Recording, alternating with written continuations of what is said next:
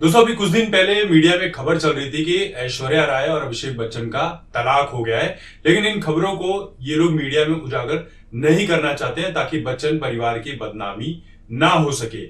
और इन सब की जो जिम्मेदार है वो है जया बच्चन।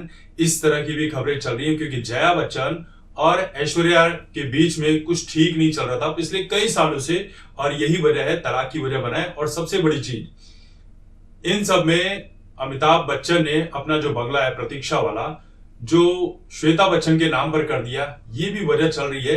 हालांकि ये सारी चीजों का खुलासा जो है मीडिया में चल ही रहा था, लेकिन इसी बीच टाइम्स नाउ की एक पत्रकार है प्रीति नंदा बोहेरा, इन्होंने बाकायदा इसके ऊपर आर्टिकल लिखा है। क्योंकि ये बातें हम अपने मन से नहीं कह रहे, ये टाइम्स नाउ की जो पत्रकार है वो इन्होंने बाकायदा आर्टिकल लिखा है। वहां पर ये सारी चीजें कह रही हैं कि बच्चन परिवार में कुछ भी ठीक नहीं चल रहा है। क्योंकि अभी धीरूभाई अंबानी का स्कूल का एनुअल इवेंट था जहां पे सारे सेलिब्रिटीज अपने बच्चों की परफॉर्मेंस देखने पहुंचे हुए थे।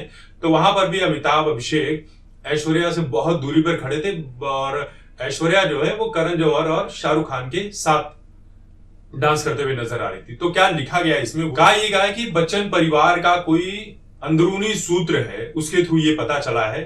अब वो कौन है सूत्र पता नहीं, लेकिन होते होंगे कोई सूत्र। तो उनके थ्रू पता चला है कि ऐश्वर्या और अभिषेक के बीच में कुछ ठीक नहीं चल रहा है, और इसकी वजह जो है वो जया बच्चन है। क्योंकि जया बच्चन और ऐश्वर्या का काफी कुछ पंगा चल रहा है अंदरूनी, एक दूसरे की चलती नहीं है। जैसे आम परिवारों में भी होती है ना कि बहू ने गोल रोटी नहीं बनाई, या सास के साथ बदजुबानी कर रही है, ऐसी सारी चीजें बड़े लोगों के घरों में भी चलती होगी।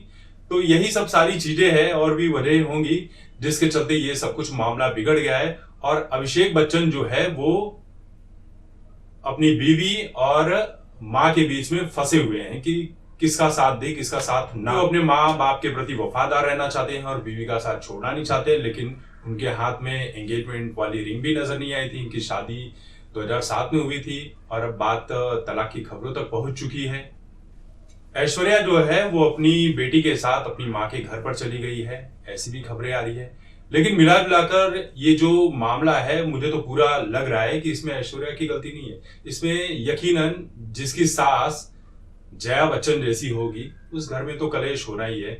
जिस औरत ने अकेले ही राजनीति में इतना भूचाल लाकर रखा हुआ है, जो थाली में छेद करने जैसे बयान देती हो, जो पत्रकारों के साथ बदतमीजी करती हो, जया बच्चन पैपराजीज के साथ बदतमीजी करती हो, तो आप सोच लीजिए ना कि वो घर पे भी कैसे रहती होगी। जो बाहर इतनी खतरनाक है वो घर पर इससे कहीं ज्यादा खतरनाक होगी।